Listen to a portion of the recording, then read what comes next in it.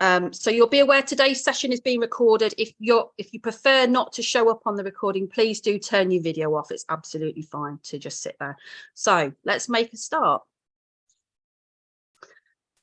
So today's Q&A is all about Clore Leadership's latest applications round for our courses. For those of you who aren't familiar with Clore Leadership's work, we're a national charity supporting the arts and culture sector. And we run a range of different programming, which is all focused around developing leadership within arts and culture. And our courses are residential programs that form one part of that programming. And I would really recommend to you, as well as checking out our other range of programming, that you also have a look at the Clore Leadership website as well, because there's a range of different written resources on there as well, which you can access. So next slide, please, Nick. So you will be aware that at the moment we've got our applications round open, and this is for the next round of courses which will be taking place in winter 2023 and in 2024. And on this slide, it's explaining that we have got 2 courses open at the moment. So the first is for our emerging leaders. It's a residential course, and for this applications round, we are running 2 courses. So there were 2 emerging leaders courses. And just to say, if you're applying to emerging leaders, when you put in your application, you can have the option to apply for one or the other, or for both. So if you would like to be considered specifically for one, you can opt for that. If you would like to be considered for both, then you can do so, and we will apply your application for either. We're also open for Leadership Pulse. Again, this is a residential course. This time it's modular. So there are 2 modules of content taking place roughly a month apart. And also as part of that course, you do also receive an individual coaching session and some small group conversations which follow on from that course. Next slide, please, Nick. So a little bit of information about emerging leaders. Emerging Leaders is a residential course which is for cultural sector leaders with roughly between 2 to 5 years of experience, as well as some experience of initiating and or managing projects and people. I think it's really important in a Clore Leadership context to explain, when we're talking about leadership, we're not solely talking about folks who may be line managing others within teams. Leadership in a Clore context is really about change making. So you may be working as a freelance artist, you may be working as a freelance producer, but your work will involve some aspect of initiating, managing people or projects. And for this applications round, as I said previously, we've got 2 runs of the Emerging Leaders course for winter 2023. There are 2 date sets. So course 1 is running Monday the 6th of November through to Friday the 10th of November. And the second Emerging Leaders course is running Monday the 20th to Friday the 24th of November. And broadly speaking, Emerging Leaders falls into, the content is falling into 3 themes. There's content that really focuses around you being able to better understand your own leadership style, how you work as a leader. There's content around the business of leadership, so some of the mechanics of how leadership works and some of the core skills that you will need as a leader. And then the third area is around leading others, bringing others with you, working with others. Next slide, please, Nick. We're also open at the moment for Leadership Pulse. So this is our course for cultural sector leaders with slightly more experience, and it's around about the 5 years plus years of experience within the sector. And for this application round, we're open for a winter course running in 2024. Module 1, the dates are Monday the 29th of January through to Friday the 2nd of February. And module 2 is running Monday the 26th of February through to Friday the 1st of March. It's really important when you apply that you're able to commit to attend those dates. It's really important that you're able to attend the residential. We'll talk about what attendance might look like in a little while, but it's really important that you are available for those dates. In terms of the content, if you can go back a slide, please, Nick. Thank you very much. In terms of the content, it broadly fits into 3 categories. So the first is, again, around understanding your own leadership style, reflecting on your leadership style and how you work as a leader. The second is around leading others and managing resources. So again, looking at some of those skills that you need as a leader to be able to work, to be able to strategize, to be able to kind of navigate the tools and tricks of leadership. And then the third area is around leading for change. So how you kind of influence and impact change and how you kind of work through change as a leader. And as I mentioned before, we also offer, as part of the Leadership Pulse course, an online, an individual coaching session. And that might be online, it might be face-to-face, it might be on telephone, as well as some small group conversations which follow up from the course. So there you would meet together with members of your cohort online for some follow-up sessions after the course. Next slide, please, Nick.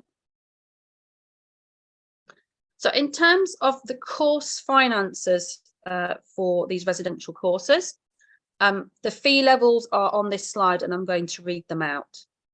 So for emerging leaders, the subsidised course fee, so that means that they have already had funding at source applied through some funding that we received through Clore Duffield and also through the Arts Council England.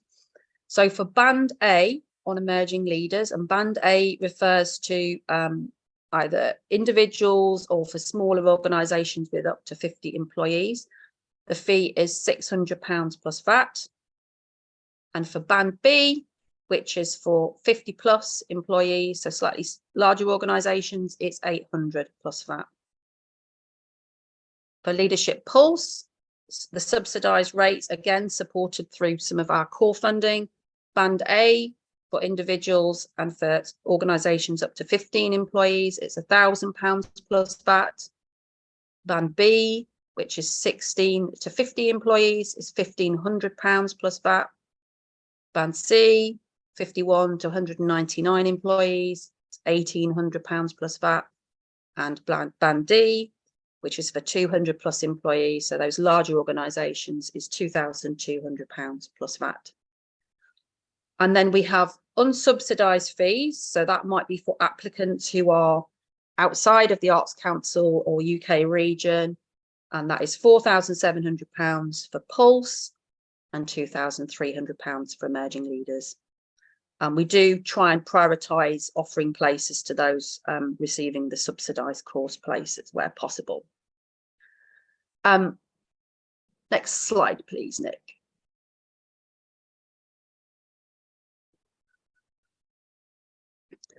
But we do offer a significant amount of bursaries. So we are really cognizant of the challenges, the financial challenges that are facing folk in arts and culture at the moment.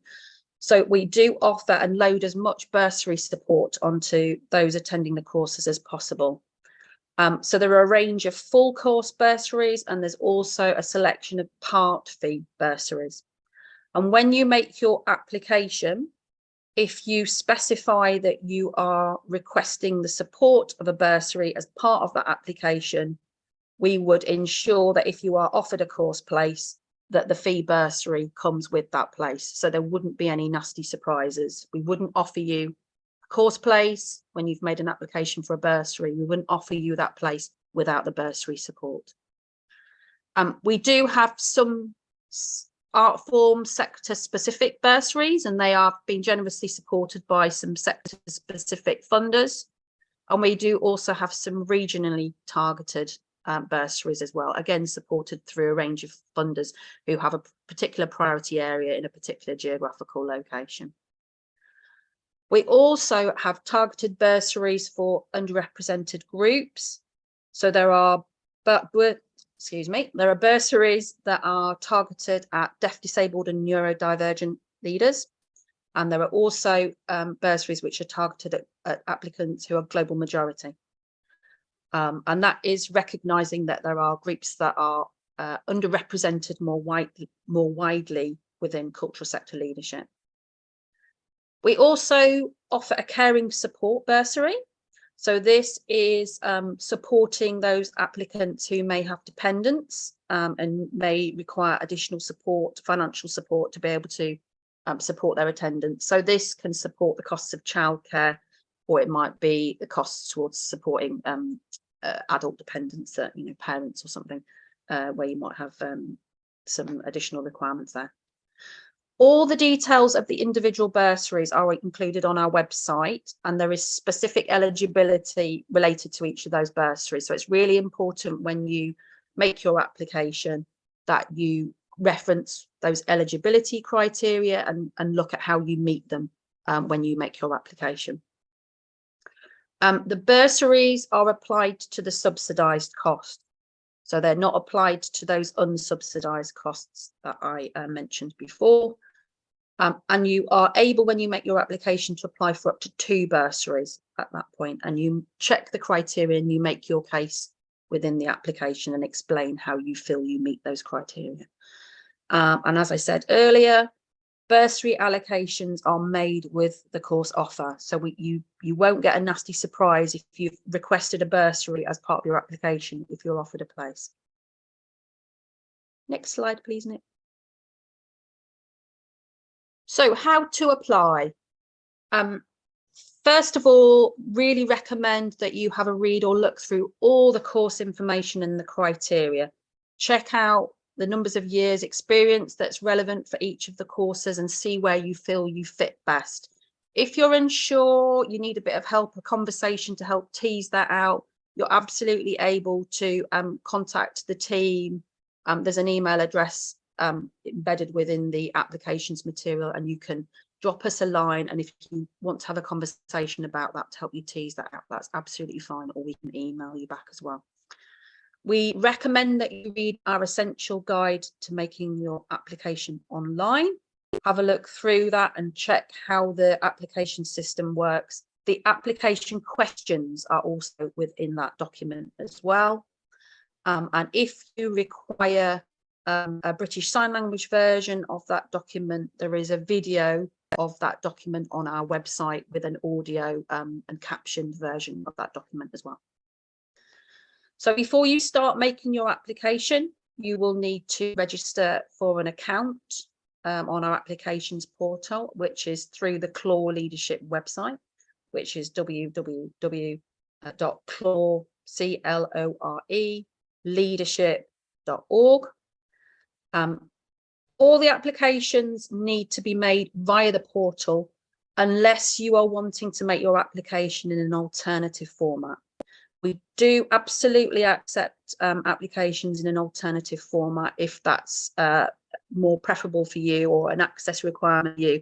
Absolutely happy to receive an application in an alternative format. Please do let us know that you are wanting to do so. You want to submit in an alternative format. Please do give us a heads up. Please do send us an email. We do need to receive your application by the same deadline, though. That's really, really critical. You will be asked as part of your application to provide details of a nominator. So this is somebody who will support your application and speak to your potential as a cultural sector leader. Really important that you get on to sourcing your nominator good and early, because we do need that nomination. It's a critical part of the application. We can't accept it without the nomination. Then you complete your application online, or you're emailing it to us if you're sending it in an alternative format, and you submit it. There are 24 places on each of the courses. We do allocate a waiting list as well. And as I said earlier, for emerging leaders, specifically for this round, there are 2 course date runs. So you need to specify whether you're applying for one, t'other, or both of those courses. So do so when you make your application. Next slide, please. terms of some tips, really recommend that you read or have a look or watch the video for the essential guide to making your application online. There are some tips in there which are really critical around using the application portal, so not navigating backwards and forwards within the portal, which has had sometimes has led to people accidentally setting up 2 applications. So do read the tips through there, and as I said, it does give you the application questions in the essential guide as well, so you can look at those offline whilst you're preparing your application.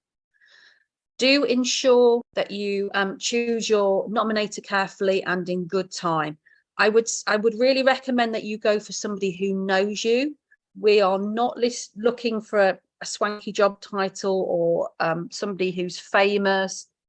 It's really important that they know you and understand your potential as a leader and what the particular course, the benefit, the impact that the course is likely to have for you. We'd encourage you to be brave and honest about who you are and what your leadership means for you. So, you know, you can be honest about where you're at in terms of your learning now, what you feel you need to work on in terms of your leadership. We're really keen to see leaders who are open to learning and wanting to learn new things about themselves, understand how they might grow and develop as leaders, but also are curious about the wider world as well and how their leadership fits within that wider world of arts and culture. And we would encourage you to write as yourself. We're not looking for funding application or any specific jargon or polished prose. You can present your application however feels authentic to you. So write as yourself. Next slide, please. So the application timeline, we're open at the moment, and the deadline for this round is noon on the 15th of June. I'm afraid that because of the assessment timeline and then the timeline to us being able to kind of confirm course places, we can't accept late applications. So noon on the 15th of June. We are aiming to let applicants know the outcome of their application by late July. It varies, the application volume varies from year to year, so but that is our post that's the proposed timeline. If we get some massive influx, far more than in previous years, we would communicate with applicants and just let you know that there might be a little bit of variation to that. As I said before, there are 24 course places for each course, and we do operate a waiting list as well. We can provide support for applicants if you want to have a side conversation with a member of the team to help you tease out which course you might want to apply to, or if you are wanting to apply in an alternative format, absolutely able to kind of reach out to the team, and we will kind of arrange a time for a call with you or an email exchange with you, however you want to kind of be supported. And regrettably, we can't provide individual feedback. The Clore, we're a very small team, and with the volume of applications that we receive, it's just not possible for us to provide individually tailored feedback, I'm afraid. If you are wanting support pre-application, we can absolutely have an individual call with you, but afterwards, I'm afraid it's not possible. Okay, next slide. Yeah, we're done. So before I come to, I see there's a few questions in the chat, and I will absolutely come to those in due course. I'm not ignoring you. I will absolutely come back to them. I am going to come to 3 of our alumni now, who have very kindly offered to speak to applicants today about their experience on the course and to share a little bit about the way that the course has impacted for them, and also share any insights or tips that they've got for you. So first, I'm going to come to Shanice. Shanice. Hi. Hello. Hi. I'm Shanice. I'm a dark brown skinned woman with black hair that's tied in a ponytail. I'm wearing a red shirt dress and a necklace with letter S on it. Yeah, I did the Emerging Leaders course last year, and I think the one thing that I really took out from it was the confidence to go after what you want, what you think you want to do. That was a big thing for me, because I know for years I'd always wanted to be a marketing consultant in the end. But what this course does, it really draws out through the sessions and causes you to think about your journey. It's really intentional. And that's something that I've really taken away from that, just to go after what you think you should be doing as a leader. And another thing that I took off was to know your worth. Unfortunately, everyone has an agenda, and it's not that that's bad or good or whatever. It's just everyone has an agenda, and if you don't necessarily know yours, then it may just be assigned to you. So I think that was something that really helped me through this course, was to know what you want to do, as I said, but also how you're going to achieve that and make your route through that.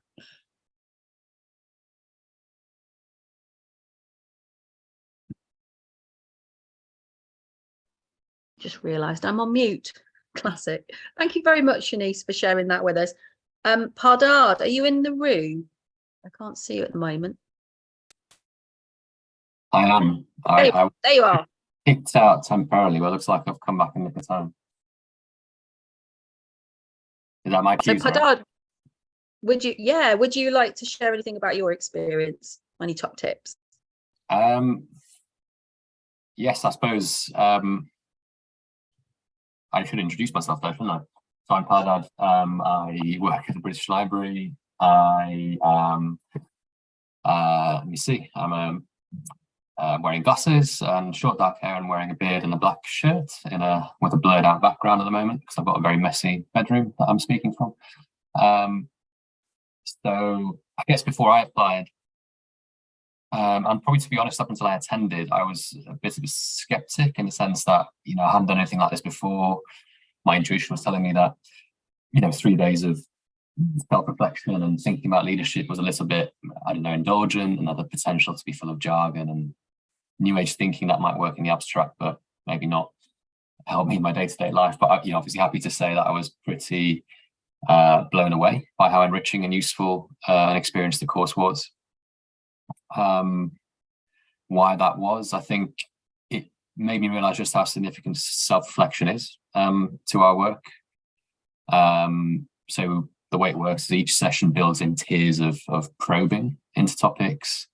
So you think for yourself, you think in small groups, and then as a wider group, and then probably another tier of individual reflection, which all brought new tiers of insight. And I think, in no other courses, there's so much time devoted to probing a single idea in your own approach. I'm also probably not the kind of person who's that natural in big groups, but I was just surprised how much trust and respect was developed within the group, really from the earliest stage. There's something about committing to the process, something about being away from your normal surroundings and comforts, and being asked to share personal insights which you've only just uncovered yourself in a new light. So I guess the other side of that is also that while you're being taken away from your home comforts, you are provided with a very, very comfortable hotel environment, which means that you're not thinking about anything else. You're not thinking about feeding yourself, about commuting, about what you need to do when you get home and all this kind of stuff, which really makes you focus. The last thing just on the course itself, I think firstly, the facilitators were completely expert. The ability to give you the tools to search yourself, to make you comfortable to share, and the ability to derive pretty substantial group insights was incredible. And each element of the course was just well chosen. And I think for me, the standout was the leadership insight talks. So that's where other leaders in the sectors are invited to share their experiences in the evenings on the courses. So an effort was really made to invite leaders from a range of personal and professional backgrounds from all sorts of fields, and both the speakers I met, it's more than three of the speakers I met, they really sparked something in me and the group. I suppose just to talk very, very briefly about the legacy. Our group is very much still in touch. I mean, you're encouraged to set up a WhatsApp group, but it's very much still a space for sharing personal and work stuff. And as far as I'm concerned, I feel the course for me was the foundation for a lot that's happened since, and particularly for a recent step up that I've made at my institution. And it's the kind of course that rears itself in loads of situations, but not necessarily that I need to go back through the notes I made from Clore. It's such a fundamental way of learning that it kind of becomes part of you. And you know, for example, that you've approached something a certain way because you kind of did that at Clore, if you like. So yeah, very much still a part of what I do now. Thank you very much for sharing all that really rich insight. Thank you, Pardad. Emily, are you here as well? Yes, I can see you. I am. Hello. Excuse me. I'm Emily. I did the Pulse course 2 years ago.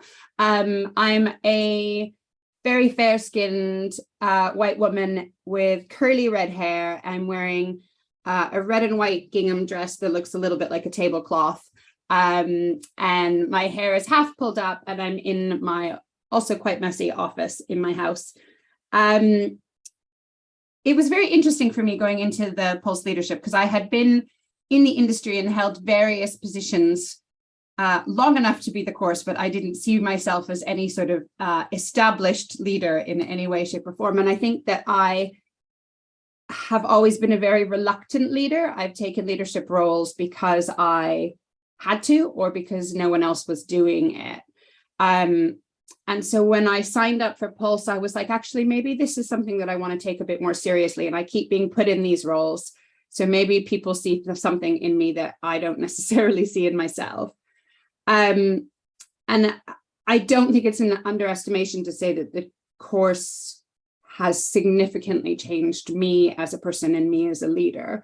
I think, you know, similarly to what Shanice said about going for what you want, it very much allowed me to step into a feeling of empowerment in my leadership. And I've kind of given up that reluctant leader title into a sort of embracing leadership leader and what that means. But it was also a brilliant foundation with everything from sort of governance to actual practical leadership skills. But I think the most important thing was that the cohort was so varied and so different that you got insight from such a wide variety of people that work in the arts and work, you know, I'm a theater-based and dance-based practitioner in terms of producing and creation, but we had loads of people from museums or curators on our course. And it was so helpful to look at how other parts of the arts work in a way that you don't often get insight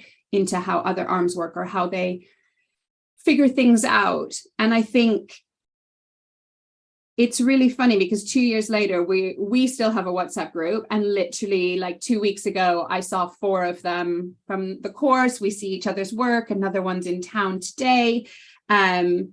We speak to each other all the time. I don't think any of us make any sort of major career decisions without speaking to one or a group of us from the course. And since we've been on the course, so many people have gone on to take huge steps up in their career, but also make really informed decisions and sometimes making really large lateral changes and moving between industries. And I think all of us very much credit the amount of time we had together and that support network and being able to do that. I think, you know, obviously that's a legacy in and of itself. That sense of security, but that sense of insight is invaluable. But I think, you know, what's really funny is I've incorporated things like walk and talks, which if you've never done a Clore course is a brilliant thing where you pair up with someone and you go for a walk to discuss whatever the topic is or something that you're discussing. And that's something that I've incorporated into all aspects now of my working life. We do lots of walking meetings at Recreate. And if I have to struggle with a problem, I will often just phone someone and go on a walk and talk. And just having that idea of it's a tool that I never had in my toolbox before, which was really valuable.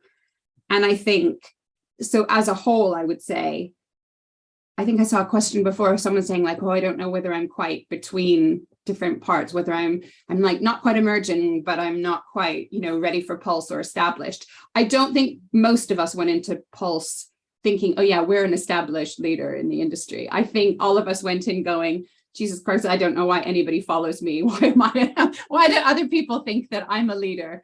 Am I allowed to take that, am I allowed to take that handle? And I think we all came out of it feeling like actually we are very empowered, enabled leaders and are able to lead organizations and teams based on the knowledge and the confidence that we had.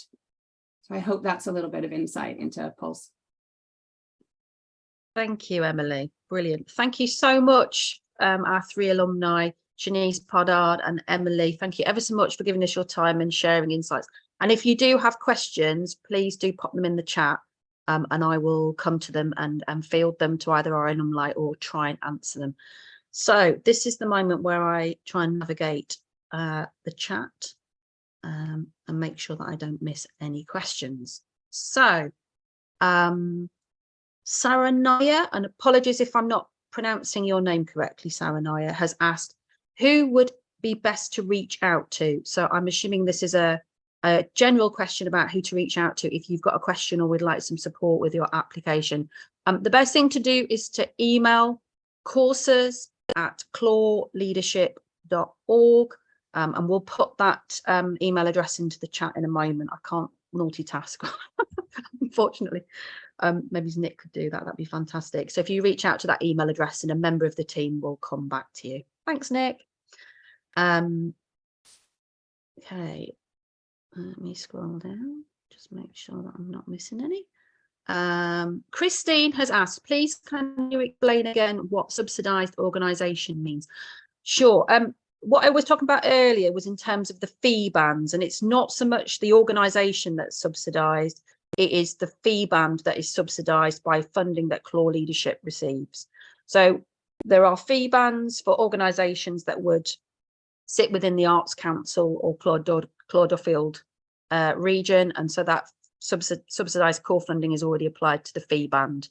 If you're an applicant applying from Italy, that's outside of the Arts Council England area, so that would be an unsubsidized fee band that you would be paying if you're outside of that region. So hopefully that explains that. And if you're not quite sure, ping us an email and we'd be happy to look at that by email. How do you convince your boss that I would like to do the course if they are saying that people usually leave an organisation after doing the Pulse Clore Leadership course? Thank you, Christine, for that question. I'm not quite sure how to respond to that. I suppose that what I would say is that there's an argument to be made around, the potential for sharing the learning that you individually take away from the course with others. I mean, that's part of the learning is around how you would share, the democratization of leadership and how learning is cascaded. I would also say that following on from this session later today, there is another Q&A which I'm running, which is for employers. So you might want to send that boss along to that employer Q&A and we can have a conversation about it there. But yeah, cascading learning is what I would say. Jazz has asked, I wanted to ask how everyone found the application process, especially as everyone works within different industries, I'll put my teeth in, and might have tackled it differently. Jazz, I will field that to alumni in a moment, but I just wanted to encourage you back to that point I was making about answering the questions as you and answering from where you're at as a leader. We are looking for a variety of different industry sectors. That's kind of what we're hoping to achieve, a diverse cohort in all senses of the word. So I would encourage you, wherever you're kind of based, whatever sector, subsector of arts and culture you're based in, speak to that authentically. Alumni, I don't know if you've got anything to add to that. Yeah, I was just going to say, as Kate said, it's just be authentic, but also realize that it is a competitive program. There are many applicants, and so when you're being authentic, make sure that you're standing out. and really draw on your experiences, draw on why you really want to do this. That's what I would say. Yeah, I'd agree with that. But yeah, I suppose you can make a virtue out of what Kate said at the beginning, and that's, leadership isn't leadership in necessarily the conventional sense. It's about change making, and you can draw those paths in loads of different directions. And I'd encourage people to be quite creative in the way they conceive of that change making. I personally, my conventional leadership experience was more on the minimal scale, but I did a lot of work in the organisation staff networks around anti-racism, for example, and that was very much the skew to my application. So yeah, be creative. Thanks, folks. Okay, I've got a question here from Emily, sorry, for the alumni. They're asking, a big thing I'd hope to get from taking part would be a longer term professional peer network beyond the course. It's really helpful to hear your experience with this, Emily, Shanice and Pardard. Have you found you stayed in touch with your cohorts, and how has that been? And Pardard, thank you, you're one step ahead of me. You've already answered that one in. So Pardard has answered, the WhatsApp group remains active. There are often messages seeking both advice, but also just support and solidarity. Which is very much actively given by the cohort. The beauty of ours, I think, is there is no pressure to keep active in the group, but the group is very much there when you need it. Amy has asked, is the leadership pulse also about change making? I.e., doesn't matter if you aren't line managing. Yes, I think it's really. I think folks sometimes make an assumption that leadership is about line management responsibilities and hierarchies. In terms of Clore leadership's work, we understand that you can be an artist leader, you can be leading and change making through your artistic practice or your producing work. It's not about whether you have got 4 folk on a team under you, if you like. So leadership can happen wherever you're at in the sector. Yes, you might be working in an organisation line managing folk, but you might be a freelance artist working with a collective or freelance producer. So please don't think that you need to be a line manager for either of the courses. Can I jump in on that, Kate? Sorry, just really quickly. Sure. Obviously change making, I think, is such a big thing in the industry at the moment that I would say everyone on my course in one way or another was very strong change maker. But I would also argue that there is no way you can make change without managing others as well. So to me, like, leadership isn't just like middle management. Leadership is taking that step to the front and saying, look, this is the way we can make a difference. And this is how we can change things for the better in the industry. And I think a huge part of that is that network that you get from the group, but also the idea of, like, how do you influence people as part of leadership rather than just being dictatorial. Or for me, Clore challenges a lot of the ideas of that very white, middle-aged male management style of what traditionally has been seen as leadership. And it allows us to step into, but also find our own definition of what leadership means for us and what that means within change making, but also with working with and influencing others around us to make that change and to lead from the front. Thanks, Emily. We did have a question submitted in advance of this session asking about access support, and I really wanted to make sure that I addressed that question, and then I will come back to the chat questions as well. So in terms of access support for those attending the course, when you are offered a course as part of the onboarding process, which is helping us understand any kind of requirements that you might have to attend residential, be it access, be it diet, be it accommodation requirements, we would have there's a questionnaire, an access conversation that we have about what your specific requirements are. So we would individually tailor access to meet your needs. There are some generic things that we already put in place. So we work with a note taker, lovely Diane, who is in the space with us today as well, who's making précis notes for this session. We have a note taker in the space who note takes for all the sessions. We would also have a conversation about any access support that you might need. It might be interpreters, it might be captioning. Thinking about the continuance of the COVID situation, where we might have somebody who's unable to attend for health reasons. We have had the option to attend online, so we've had Zoom session concurrently alongside the face-to-face session, so there is that possibility. I spoke about the caring support bursary earlier on. We have also had course attendees attend with children. If you've got very small children, perhaps breastfeeding still, or you perhaps need to attend with a family member to support looking after children. So there are a variety of different ways in which we look at access support, and it depends on your requirements. And as I say, it's very much a conversation with an individual course attendee about what that access support might look like. Going back to the questions from the chat, David has asked, do you need the nominator's contact details for the application, or do you need a supporting statement from them too? Yes, you do, David. There is a section that they will fill in. So you put their contact email into the system, they will get contacted by the system, and then they've got some questions that they need to fill in as well.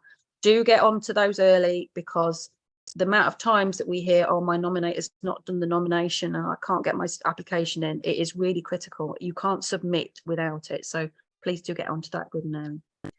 Hayley has asked, what if I want to apply independently of my arts organisation? How does that work re fees? If you're applying independently, then you are applying as a person, as a wanna, not a, so that's kind of how that would work. Alex has asked, if you apply for bursary but they're oversubscribed, is there a risk that you might lose out on a place because you have unsuccessful securing a bursary? The way that the allocations process works is that we are triangulating your application alongside your bursary. So if we were offering you a place, it would be with the bursary. So it's not like you would miss out because of that. And we would try and kind of look at where we can fit different bursaries together. So Melissa has asked, I have a question regarding which band I would fall in. Melissa, that might be one where we might need to come back to you once we interrogate it in detail. So Melissa has got a specific question about size of organisation. So Melissa, we will keep the chat and come back to you afterwards. Lucia, apologies if I'm pronouncing your name wrong there. Will this programme be running again in future years? I have a young child and nervous about the residential element of Leadership Pulse. It would be great to hear how other parents, people with dependents, have managed it before. To the first part of the question, yes, it will be. We tend to run these annually. So yes, the programme will be running again. Hopefully, I've already spoken a little bit about the experience of parents. The caring support bursary is there to support childcare costs. We have had parents attend with children, where I have to say it would be very difficult for us to be able to support 24 people and all their children and kind of partners, spouses and stuff like that. But where it is really necessary, you know, very small children and things like that, or if there's particular access needs within the family, we would be able to support with that. Hey, can I just jump on that as well? Because I was a recipient of the childcare bursary as well, which actually made it possible for me as a single parent to attend. And I think it's intensive, but I found it really helpful being away from my child for that period, being able to just focus on leadership and myself. But I also think the bursary was very generous and allowed me to make sure that I had solid overnight care for Maisie when I was staying away, but also that I knew that she was supported and I had the support in place that I didn't need to be stressed about it the whole time. Thanks, Emily. Ashley is asking, if you apply and are unsuccessful on this occasion, when can you apply again? Oh yeah, so this is a question about whether there's a lag until you're allowed to apply again. No, you can apply again for the next round. Absolutely fine to do that. There's no It's not like if you're unsuccessful this time, you can't apply again. And we do get people who apply a couple of times and then might get in. So yeah, and it's important to say that each application round is looked at in that round. We won't look at whether you've applied previously, and that won't impact on the decision. That it is in that round, within that pool of applicants for that round. Sally has asked, how oversubscribed are the courses? I mean, the application volume varies from round to round. What I would say, though, is we have 24 places. And for the last, roughly speaking, for the last 2 rounds, we'd anticipate to get around about 120 applications for each of the courses. So it is significantly oversubscribed. Pardad has shared a really useful insight here. Probably important to acknowledge the difference between experience in large organisations like his own, which is British Library. Pardad, you forgive me if I can't. Yeah. People in larger organisations might not see themselves as leaders and might be stuck in clunky hierarchies with slow moving progression. I'd encourage you to reframe what you do at whatever level you do it as leading change in your organisation, even if your organisation hasn't recognised it as such. Sometimes we're operating against institutional resistance. Make sure to show the impact of your work. Clore is there to recognise leaders, even if your orgs themselves might not have recognised your potential and influence. Thank you very much, Pardad. Fantastic advice there. Sarah has asked about the region in which you are based question. I live in Wales, but my organisation and all of my work is based in England.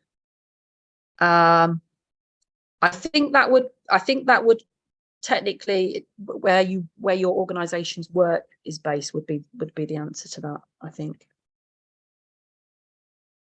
Crikey, I seem to have come to the end of all the questions. That's got to be a first.